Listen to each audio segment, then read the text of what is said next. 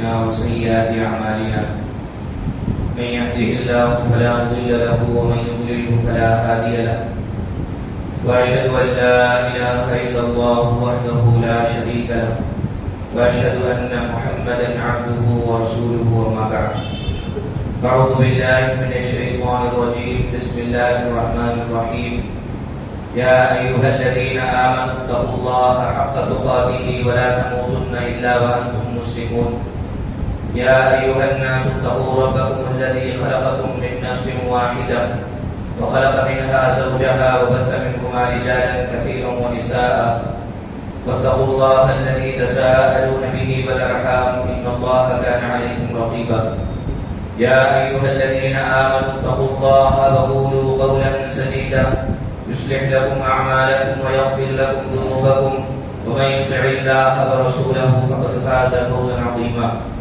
أما بعد فإن خير الحديث كتاب الله وخير الهدي هدي محمد صلى الله عليه وسلم وشر الأمور محدثاتها وكل محدثة بدعة وكل بدعة ضلالة وكل ضلالة في النار أعوذ بالله من الشيطان الرجيم بسم الله الرحمن الرحيم قاف والقرآن المجيد بل عجبوا أن جاءهم منذر منهم فقال الكافرون هذا شيء عجيب أئذا متنا وكنا ترابا ذلك رجع بعيد قد علمنا ما تنقص الأرض منهم وعندنا كتاب حفيظ بل كذبوا بالحق لما جاءهم فهم في أمر مريج أفلم ينظروا إلى السماء فوقهم كيف بنيناها وزيناها وما لها من فروج والأرض مددناها وألقينا فيها رواسي وأنبتنا فيها من كل زوج بهيج تبصرة وذكرى لكل عبد منيب ونزلنا من السماء ماء مباركا فأنبتنا به جنات وحب الحصيد والنخل باسقات لها طلع نضيد رزقا للعباد وأحيينا به بلدة ميتا كذلك الخروج كذبت قبلهم قوم نوح وأصحاب الرس وثمود وعاد وفرعون وإخوان لوط وأصحاب الأيكة وقوم تبع كل كذب الرسل فحق وعيد أفعينا بالخلق الأول بل هم في لبس من خلق جديد وقال تبارك وتعالى كم من فئة قليلة غلبت فئة كثيرة بإذن الله والله مع الصابرين. حاضرین جمعہ دوستوں اور بزرگوں، ہر قسم کی تعریف و توصیف، بڑائی و کبریائی اس اللہ وحدہ لا شریک کے لیے ہی لائق و سزاوار ہے جو سارے جہانوں کا تنہا تنہا پالنہار ہے۔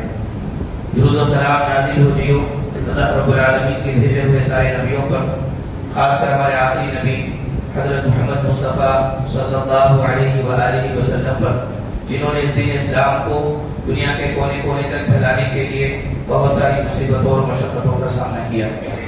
محترم بھائیوں، ہندوستان کے اندر بعض مسلمان ایسے ہیں جو یہ سمجھتے ہیں کہ ہم اقلیت میں ہیں، ہم مائنارٹیز میں ہیں۔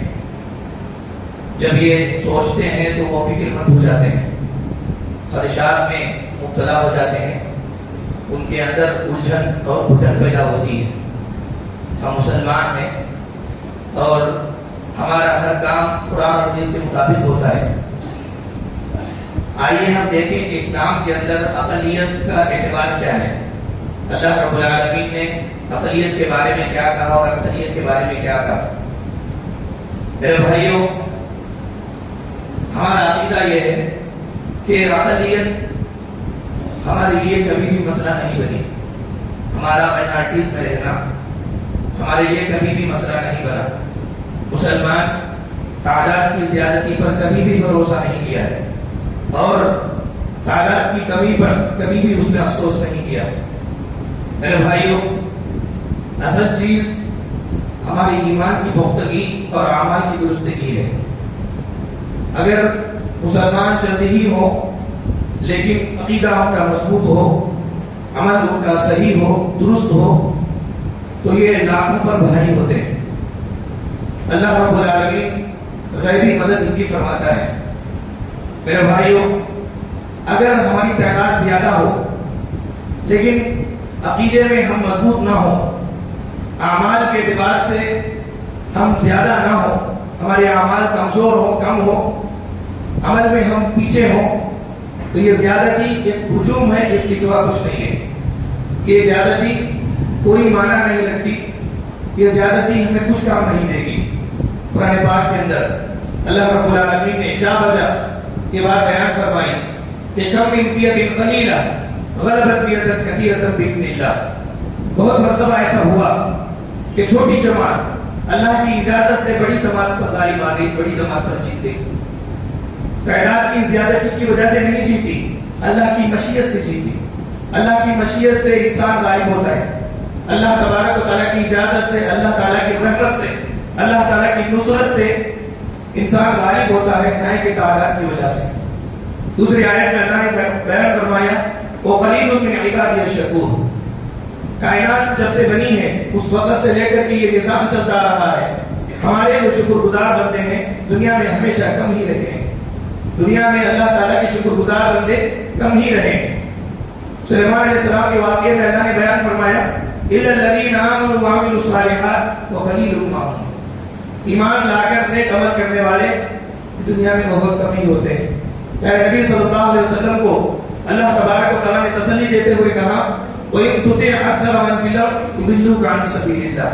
اے حبیب صلی اللہ علیہ وسلم، زمین کے اوپر زیادتی کی آپ پیروی کریں گے، یہ زیادتی آپ کو راہ راست سے بھٹکا دے گی، یہ زیادتی آپ کو راہ راست سے گمراہ کر دے گی. میرے بھائیو، ہمیں معلوم ہوا کہ اقلیت میں ہونا یہ کوئی خطرے کی بات نہیں ہے. اقلیت میں ہونا کوئی پرابلم کی بات نہیں ہے، کوئی خدشے کی بات نہیں ہے، بلکہ عقیدے کا درست نہ ہونا، اعمال کے اندر کمزور ہونا یہ خطرے کی بات ہے، اور یہ بڑے عیب کی بات ہے، بڑی کمزوری کی بات ہے. تاریخ کا مطالعہ کریں، مسلمان اکثر جگہوں پر کم ہی رہے ہیں، لیکن اللہ تبارک و تعالیٰ نے زبردست فتح کو نصیب فرمائی. غزوہ بدر سن 2 ہجری میں ہوئی. کافروں کی تعداد، دشمن کی تعداد 1000 تھی، مسلمان 313 تھے. جنگ احد ہوئی، دشمن 3000 تھے، مسلمان 650 تھے. اسی طرح جنگ احزاب ہوئی، دشمن 10,000 تھے، مسلمان صرف 3000 تھے. اس کے بعد خیبر کی جنگ ہوئی، دشمن 10,000 تھے، مسلمان صرف 1400 تھے. اور معرکہ موتا ہوا، اس میں دشمن 1,00,000 تھے، مسلمان صرف 3000 تھے. معرکہ یرموک ہوا، اس کے اندر مسلمان صرف 30,000 تھے، اور رومی فوج تقریباً 2,40,000 تھی. 2,40,000 کے مقابلے میں آپ دیکھیں کہ 30,000 مسلمان یہ کتنے کم ہیں.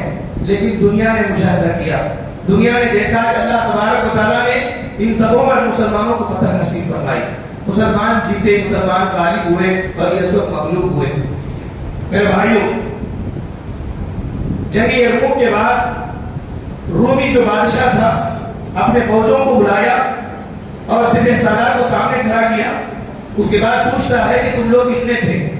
انہوں نے کہا کہ 2,40,000 تھے. اچھا، وہ لوگ کتنے تھے؟ صرف اور صرف 30,000 تھے. تو رومی بادشاہ پوچھتا ہے کہ تمہارے پاس ہتھیار بھی زیادہ تھے، لوگ بھی زیادہ تھے، وہ لوگ کم تھے، کیا وہ تمہارے جیسا انسان نہیں تھے؟ مسلمانوں کے تعلق سے بول رہا ہے. انہوں نے کہا کہ کیوں نہیں، وہ تو ہمارے جیسا مسلمان تھے.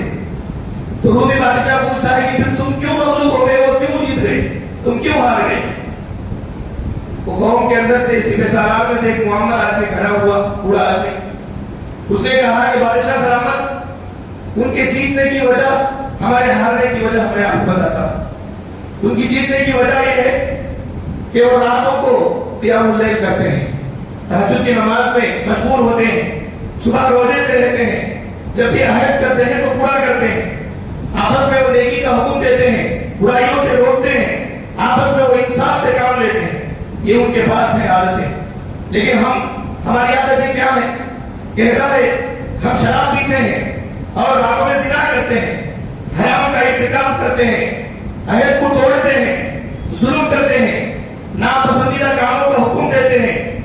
یہی سچ ہے کہ ان کاموں کی وجہ سے ہم ہار گئے، گرچہ کہ ہم بہت تھے، اور ان اچھے کاموں کی وجہ سے وہ جیت گئے، گرچہ کہ وہ کم تھے. میرے بھائیوں، معمر آدمی کا جو تجزیہ ہے وہ قابل غور ہے. معمر آدمی، بوڑھا آدمی جو تجزیہ پیش کیا ہارنے اور جیتنے کا، اس نے یہ بتایا کہ عزت اور ذلت فتح اور شکست یہ تعداد کی زیادتی اور کمی پر نہیں بلکہ عقائد اور اعمال کی درستگی پر ہے. عقائد اور اعمال درست ہیں تو اللہ تبارک و تعالیٰ کی نصرت اس کو آ جاتی ہے. اگر لوگ تعداد میں بہت زیادہ ہوں لیکن عقیدے میں پورے ہوں کمزور ہوں اعمال کے اندر بالکل معمول ہو کمزور ہو تو تعداد کی زیادتی ایک ہجوم ہے ایک بھیڑ ہے لیکن اس دن سے کوئی فائدہ کام بننے والا نہیں ہے. اصل چیز یہ ہے کہ انسان کے دل میں عقیدہ مضبوط ہو ایک اللہ کی وحدانیت مضبوط ہو نبی کریم صلی اللہ علیہ وسلم کی رسالت پر ایمان مضبوط ہو دنیا یہ دار فانی ہے یہ ایمان مضبوط ہو آخرت حیات جاویدہ میں یہ ایمان مضبوط ہو انسان دنیا کے اندر عارضی زندگی گزارنے کے لیے آیا ہے اور وہ اللہ کی عبادت کے لیے آیا ہے یہ عقیدہ مضبوط ہو تب درجے کے تھوڑے ہی کیوں نہ ہو اللہ تبارک و تعالیٰ کی نصرت ان کو ملے گی اللہ تبارک و تعالیٰ کی مدد ان کو ملے گی. ان کے مقابلے میں میرے بھائی آپ دیکھیں نبی کریم صلی اللہ علیہ وسلم کے زمانے میں جنگ حنین ہوئی. جنگ حنین میں پہلے کے مقابلے میں صحابہ کرام کی تعداد کافروں سے زیادہ تھی دشمنوں سے زیادہ تھی. صحابہ کرام کے دلوں کے اندر تعداد کی زیادتی پر کچھ ناز آیا کچھ فخر محسوس ہوا صحابہ کرام کو. اللہ رب العالمین نے ناراضگی ظاہر فرمائی. سورۃ توبہ میں رب العالمین نے فرمایا اذ اعجبتکم کثرتکم فلم تغن عنکم شیئا کہ تمہاری تعداد پر تمہیں ناز ہو رہا تھا تمہاری تعداد پر تمہیں فخر ہو رہا تھا جبکہ تمہاری تعداد کی زیادتی تمہیں کچھ کام نہیں دی. تم جنگ میں تم میدان چھوڑ کر کے بھاگنے لگے وقتی طور پر جو فتح تھی وہ شکست میں بدل گئی. اللہ رب العالمین نے زیادتی پر فخر کرنے والوں کو تنبیہ فرمائی ناراضگی کا اظہار فرمایا اور بتایا کہ زیادتی پر فخر یہ تمہارے لیے کوئی فائدہ مند اور سود مند چیز نہیں ہے. ابو داؤد کے اندر پیارے نبی کریم صلی اللہ علیہ وسلم نے بیان فرمایا لوگوں ان قریب کافر قومیں تم پر ایسے ٹوٹ پڑیں گی جیسے بھوکا دسترخوان پر ٹوٹ پڑتا ہے. صحابہ کرام نے کہا یا رسول اللہ صلی اللہ علیہ وسلم کیا ان دنوں ہم کم ہوں گے؟ نبی نے بیان فرمایا کہ نہیں بدل تم کثیر غصہ ان کا غصہ بھی صحیح. تم تو اس موقع پر اس وقت بہت زیادہ رہو گے لیکن تمہاری کوئی حقیقت نہیں ہوگی تم بے وزن ہلکے ہو کر کے رہو گے. یہ ہلکے تم کیوں رہو گے؟ کیونکہ تمہارے اعمال میں کمزوری تمہارے عقیدے میں کمزوری آ جائے گی وہاں تمہارے دلوں میں آ جائے گا دنیا سے محبت اور موت سے نفرت تمہارے اندر آ جائے گی جس کی وجہ سے تم ہلکے ہو جاؤ گے کافر قومیں تم پر ٹوٹ پڑے گی. دیکھیں نبی کریم صلی اللہ علیہ وسلم نے بیان فرمایا کہ مسلمان زیادہ ہوں لیکن عقائد میں اعمال میں کمزور ہوں تو یہ ہلکے ہو جاتے ہیں. اصل چیز اعمال کی درستگی اصل چیز عقیدے کی درستگی اور اعمال کی درستگی ہے. اگر ہم تھوڑے ہی کیوں نہ ہو ہمارے اعمال مضبوط ہو پرفیکٹ ہو کتاب اللہ اور سنت رسول صلی اللہ علیہ وسلم کے مطابق ہو تو پھر ہم ہی بھاری ہیں ہم ہی جیتنے والے ہیں. وانتم الاعلون ان کنتم مؤمنین کہ بے شک تم ہی غالب رہو گے تم ہی جیتو گے. اللہ رب العالمین کا فرمان ہے اللہ تبارک و تعالیٰ کا یہ وعدہ ہے. میرے بھائیو یہ ایک حقیقت ہے ماننا پڑے گا کہ مسلمان صحیح عقیدے پر رہے اور اعمال میں مضبوط رہے اللہ تبارک و تعالیٰ کے احکامات کا پالن کرے تو اللہ رب العالمین کی مدد اللہ تبارک و تعالیٰ کی نصرت ان کو ضرور ملتی ہے مدد نازل ہوتی ہے. یہ حق بات ہے یہ اس کی حقیقت ہم سے زیادہ دشمنوں کو معلوم ہے. دشمن اس کو پورا یقین کرتا ہے. ہمارے دشمن اسلام کے دشمن مسلمانوں کے دشمن ان کو اچھی طرح یقین ہے کہ مسلمان صحیح عقیدے پر رہیں صحیح دین پر رہیں ان کے یہ اعمال میں اگر مضبوط رہے اللہ تبارک و تعالیٰ کی طرف سے ان کو مدد ضرور نازل ہوتی ہے. میرے بھائیو ہمیشہ سے دشمنان اسلام کی کوشش رہی ہے کہ کسی بھی طرح سے مسلمانوں کو اسلام سے دور رکھے. نام کے مسلمان رہیں لیکن اسلام سے اسلامی تعلیمات سے اسلامی احکامات سے یہ دور رہیں. ہمیشہ سے ان کی یہ کوشش رہی ہے کیونکہ وہ یہ چاہتے ہیں کہ مسلمان ہلکے بن کر کے رہیں بڑی طاقت سے دور رہیں. بڑی طاقت سے دور کب رہیں گے جب یہ عقیدے میں بوڑھے ہو جائیں گے اعمال میں کمزور ہو جائیں گے تو ان کے دل کے اندر دنیا کی محبت آ بسے گی اور یہ حملہ کرنے کے لیے ڈرانے کے لیے ان کے لیے راستہ آسان ہو جائے گا. ہمیشہ سے ان کی کوشش پہلے جسمانی تکلیف دیتے تھے صحابہ کرام کو. سمیہ کو انہوں نے مارا بلال حبشی کو انہوں نے مارا کتنے صحابہ کرام کو انہوں نے قتل کیا تکلیفیں دی جسمانی تکلیفیں دی لیکن آج بہتر انہوں نے بدلا دشمنوں نے بہتر بدلا. اسلام سے مسلمانوں کو دور رکھنے کے لیے آج سوچ کو کھوکھلا کرنے کی کوشش کر رہے ہیں. سوچ کو کھوکھلا کیا جا رہا ہے مختلف حربے استعمال کر کے. ایک حربہ انہوں نے استعمال کیا لوگوں کے اندر مسلمانوں میں اس بات کو عام کروایا کہ عبادتیں بہت مشکل چیز ہے.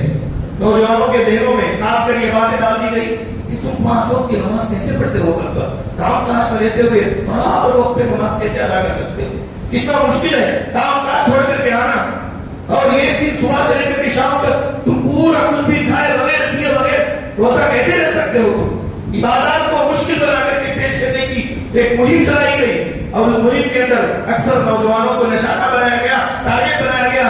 غیر شعوری طور پر مسلمانوں کی اکثریت, نوجوانوں کی اکثریت اس میں مبتلا ہو گئی کہ کیا یہ 5 وقت کی نماز پڑھنا ہے, 5 وقت کی نماز کتنی مشکل ہے, وہ ملا کو پڑھ لیں گے نہیں تو کوئی بات نہیں, جوانی ہے, بعد میں بوڑھا ہونے کے بعد دیکھیں گے.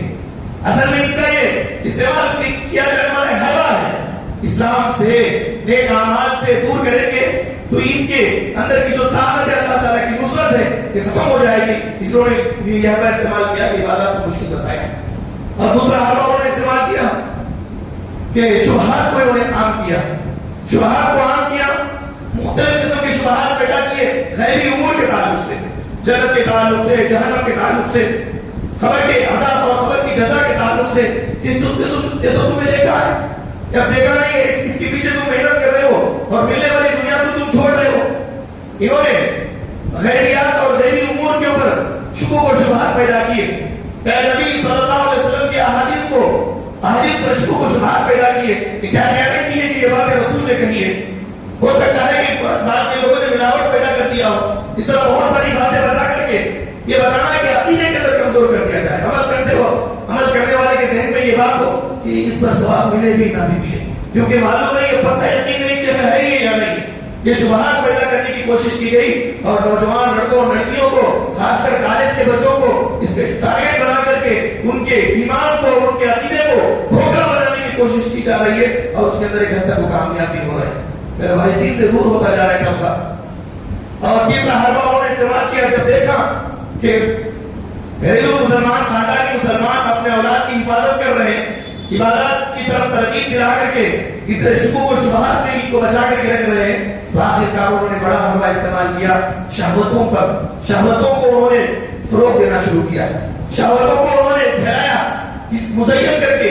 معمولی روپیوں پر $1 زیادہ دے کر یہودی طبقہ خاص اس کام پہ لگ گیا ہے سوشل میڈیا پر کہ کسی بھی طرح سے فحاشی کو عام کرے, مسلمان نوجوانوں کو, لڑکوں کو, لڑکیوں کو اس کے اندر ملوث فرما کر کے, اس کے اندر مبتلا کر کے ان کو قرآن سے, حدیث سے, اعمال صالحہ سے, عقیدے کی باتوں سے ان کو دور رکھا جائے. کتنے آج ہمارے مسلمان نوجوان ایسے ہیں جو سوشل میڈیا کے دیوانے ہو چکے ہیں, سوشل میڈیا کے بغیر ان کو نیند نہیں آتی, یہ ریلز کے دیوانے ہو چکے ہیں, یہ ریلز دیکھنے کے دیوانے ہو چکے ہیں. یہودی یہی چھوٹی کا زور لگا کر کے ہاتھ دھو کر کے پیچھے پڑ چکا ہے کہ کسی بھی طرح سے نوجوان نسل کو بے حیائی میں مبتلا کر کے, شہوتوں کو بدلا کر کے, شہوتوں میں مبتلا کر کے ان کو صحیح عقیدے سے اور نیک اعمال سے دور رکھے. چنانچہ وہ دور رکھنے میں کافی حد تک کامیابی ہو رہا ہے. آج کتنے مسلمان ایسے سوشل میڈیا کے دیوانے ہو چکے ہیں. میرے بھائیوں, مسلمان یہ سب یہ کیوں کر رہے ہیں؟ تاکہ مسلمان اسلام سے دور ہو جائیں اور ان کو, ان لوگوں کو حملہ کرنا آسان ہو جائے, آسانی سے یہ نمٹا سکے, ان کو ان کے باتوں میں پھنسا سکے, ان کے بربرانے میں یہ آ جا سکے. کیونکہ جب تک ان کا تعلق قرآن اور حدیث سے مضبوط رہے گا ان کے باتوں میں مسلمان آنے والے نہیں. اللہ کی مدد اور نصرت ان کے ساتھ رہے گی. چنانچہ اللہ کی مدد اور نصرت کو ختم کرنے کے لیے انہوں نے اس طرح کے حربے اور شعر استعمال کیے. میرے بھائی, یہ حقیقت ہے. آپ دیکھیں رمضان کا مہینہ جب تھا, رمضان کے مہینے میں بھی الگ الگ خبریں آ رہی تھی حکومت کے تعلق سے. مسلمانوں کے خلاف یہ سازشیں ہو رہی ہے, یہ کیا جا رہا ہے, وہ کیا جا رہا ہے. لیکن آپ دل پر ہاتھ رکھ کر کے بتائیں, مسلمانوں میں ایک الگ قسم سے ہمت تھی. ہمت کیوں تھی؟ وہ ہمت تھی کہ کچھ نہیں ہوگا. ہمت اس لیے تھی کہ رمضان کریم میں ان کا تعلق زندہ معجزے سے تھا. قرآن پاک سنتے تھے, قرآن پاک پڑھتے تھے, تراویح کا اہتمام تھا, فجر کا نماز کی پابندی تھی, روزہ رکھتے تھے. یہ سب نیک اعمال تھے. جب تک یہ کرتے تھے سازشوں سے یہ ڈرتے نہیں تھے, پریشانی تو نہیں ہوتی تھی. بس یہی آپ کو بتانا ہے کہ رمضان کے مہینے میں بہت ساری خبریں آتی تھی لیکن دل گھبراتا نہیں تھا. یہ ہمت تھی کہ پروردگار ہمارے ساتھ ہے. باقی 11 مہینوں میں بھی مسلمان ایسا صحیح عقیدے پر, صحیح اعمال پر اگر مضبوطی سے عمل کرنے لگ جائے تو بھی ان کو ہمت ہی ہمت ہے. کوئی طاقت ان کو زیر نہیں کر سکتی. رمضان کے مہینے میں جتنی ہمت تھی اتنا باقی مہینوں میں بھی رہے گی. اگر وہ قرآن مجید मजबूती से अगर अमल करने लग जाए, मेरे भाइयों, ये हकीकत है कि अल्लाह रब्बुल आलमीन ने एक नेमत के तौर पर हमको इस्लाम दिया है। ये नेमत है और ये नेमत को छोड़ कर हम जिंदगी गुजार नहीं सकते। आप देखें कुरान पाक में अल्लाह ताला ने आंख को एक नेमत कहा। आंख एक नेमत है, ये आंख ना हो तो जीना दोबर हो जाता है। इंसान दूसरों के सहारे जीता है, खाना खाने के लिए, पानी पीने के लिए, बैतुल खला जाने के लिए, पेशाब करने के लिए दूसरों का मोहताज होता है। एक छोटी नेमत है, इस नेमत के ना होने पर इंसान मजबूर हो जाता है, सुकून की जिंदगी गुजार नहीं सकता। तो इस्लाम तो अल्लाह की बहुत बड़ी नेमत है। अल्यौम अकमलतु लकुम दीनकुम व अतममतु अलैकुम निअमती का, ये बहुत बड़ी नेमत है जो मैंने तुम पर पूरी की। तो इस दीन इस्लाम को छोड़कर, दीन इस्लाम के अहकामात को छोड़कर, अल्लाह और रसूल की बातों को छोड़कर इंसान सुकून की जिंदगी कैसे गुजार सकता है? कैसे उसको जीना, सुकून का जीना मिलेगा? इत्मीनान की जिंदगी कैसे उसको मिलेगी? इस्लाम को इसने छोड़ा, गैरों ने इसके सामने दान बताए। इस्लाम को इसने छोड़ा, नबी करीम सल्लल्लाहु अलैहि वसल्लम के अहकामात को उन्होंने इसमें मामूली जाना। इस वजह से हर एक चीज को डरा रही है, हर एक चीज से डर रहा है। अकलियत कोई माना नहीं रखता और अक्सरियत ये भी कोई माना नहीं रखता। असल माना है सही ईमान और सही अमल। सही ईमान और सही अमल है कि इंसान अपने आप में एक अंजुमन होता है, इंसान अपने आप में एक अंजुमन रहता है, हिम्मत उसको होती है क्योंकि वो दुनिया में अल्लाह का सिपाही है, अल्लाह का बंदा है। अल्लाह तबारक व तआला हर तरह से उसको प्रोटोकॉल दे करके अल्लाह ताला हर तरह से उसकी हिफाजत कर रहा है।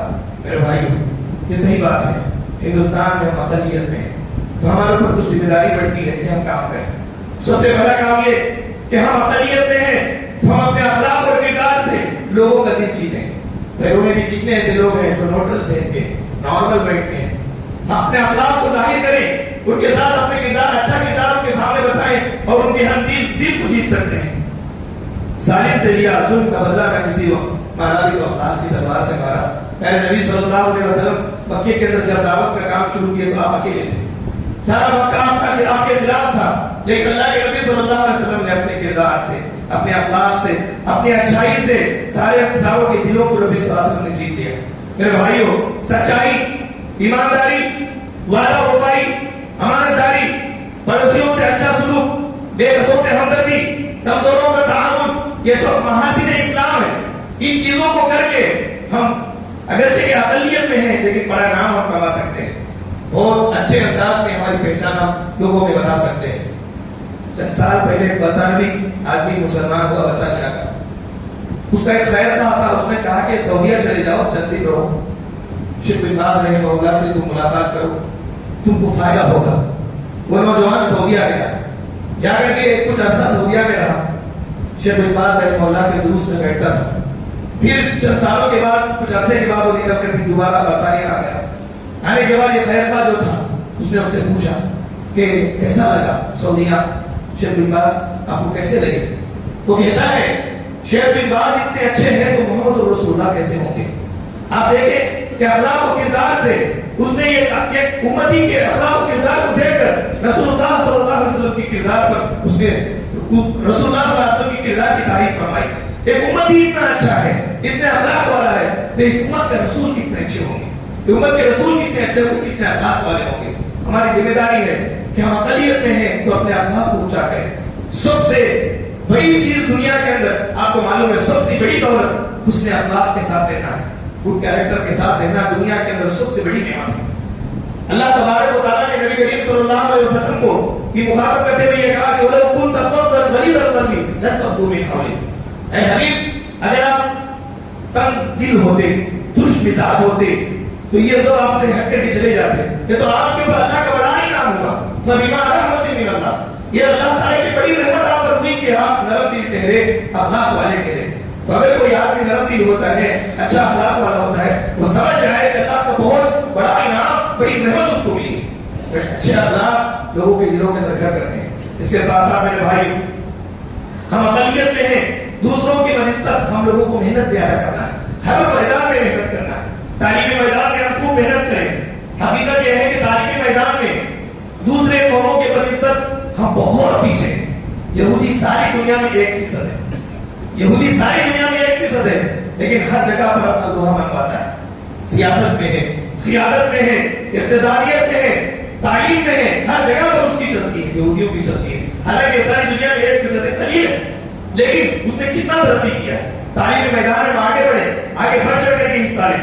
اس کے ساتھ ساتھ ایک اور بات میرے بھائی، بات یہ ہے کہ اپنے دین پر سختی سے عمل کریں، دین پر قائم رہیں. یاد رکھیں انفرادی طور پر، معاشرے میں، گھر میں، اجتماعی طور پر، ہر جگہ پر اللہ کی مدد پانے کا سب سے بڑا ذریعہ اللہ کے دین کی خدمت کرنا ہے، اللہ کے دین پر عمل کرنا ہے. قرآن پاک میں اللہ نے وعدہ فرمایا، اللہ نے بیان فرمایا ان تنصروا اللہ ینصرکم، اگر تم اللہ کے دین کی مدد کرو گے اللہ تمہاری مدد کرے گا. رب کا کلام جھوٹا نہیں ہے. آپ دیکھیں اللہ کے دین کا پالن کر کے دیکھیں، نبی کریم صلی اللہ علیہ وسلم کے طریقے پر چل کر کے مضبوطی سے استقامت سے رہیں، اللہ تعالیٰ کی مدد آپ عقیدے میں آئے گی، جماعت کے اندر رہے گی، مسلمانوں کے اوپر رہے گی.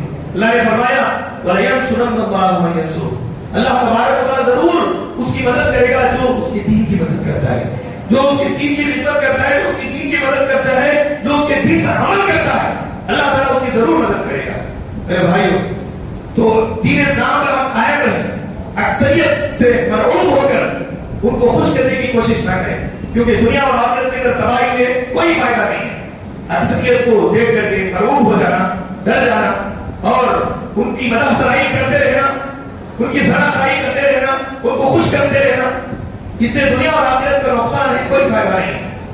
امی عائشہ رضی اللہ تعالیٰ عنہا کہتی ہیں رسول اللہ صلی اللہ علیہ وسلم نے بیان فرمایا جو شخص لوگوں کو ناراض کر کے اللہ تبارک و تعالیٰ کی رضا کا طلبگار ہوتا ہے، اللہ تبارک و تعالیٰ لوگوں سے پہنچنے والی تکلیفوں سے اس کو کافی ہو جاتا ہے.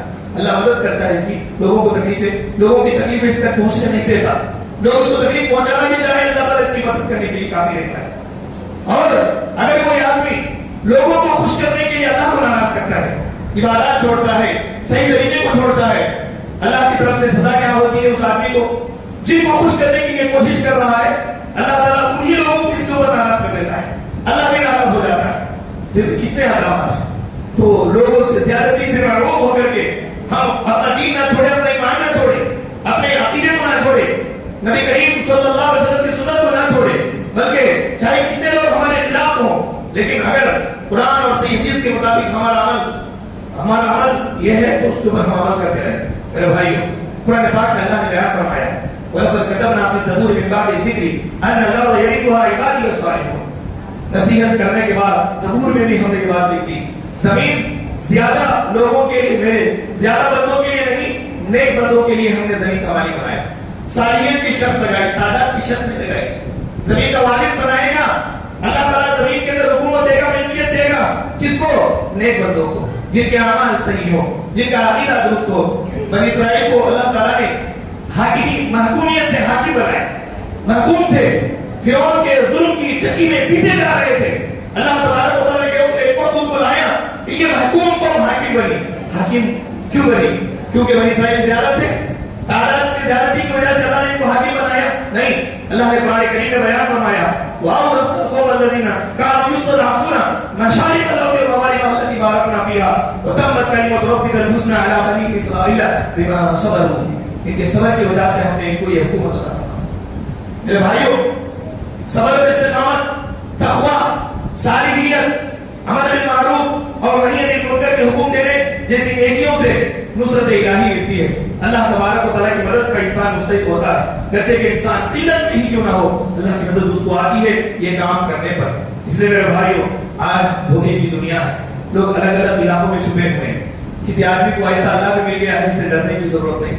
بعض کو ایسی نمازیں پڑھ رہے ہیں یہ نمازیں پڑھنے کے باوجود یہ خراب کام بھی، برائیاں بھی کر رہے ہیں، جبکہ اللہ نے نماز کے بارے میں کہا ان الصلاۃ تنہی عن الفحشاء، نماز برائیوں اور بے حیائی سے روکتی ہے. لیکن یہ ہے کہ نماز بھی ہے، برائی بھی کرتا ہے. ایسی نمازیں بھی لوگوں کو مل گئی ہیں، ایسے رسول بھی لوگوں نے تلاش کر لیے کہ اس رسول کی اطاعت کی بھی ضرورت نہیں ہے، بس رسول کی امت ہی ہو جاؤ، یہ معاف کر دیے جائیں گے. اس طرح دھوکے کے اندر لوگ پڑے ہوئے ہیں. ہم لوگوں کو چاہیے کہ قلت اور کثرت ان کے اوپر ذہن دیے بغیر عقیدے کی درستگی، اعمال صحیحہ کی کثرت پر ہم زور دیں. اسی میں دنیا اور آخرت کے اندر ہم نجات پا سکتے ہیں. اللہ رب العالمین سے دعا ہے کہ رب العالمین ہم تمام لوگوں کو جب تک دنیا ایمان میں زندہ رکھ، ایمان اسلام کی حالت میں زندہ رکھ، جب خاتمہ ہو بالخیر ہو. جتنے بھی لوگ حالت ایمان میں ہم سے سفر کر چکے ہیں، اللہ تعالیٰ ہم تمام لوگوں کو عذاب قبر اور عذاب جہنم سے بچائے.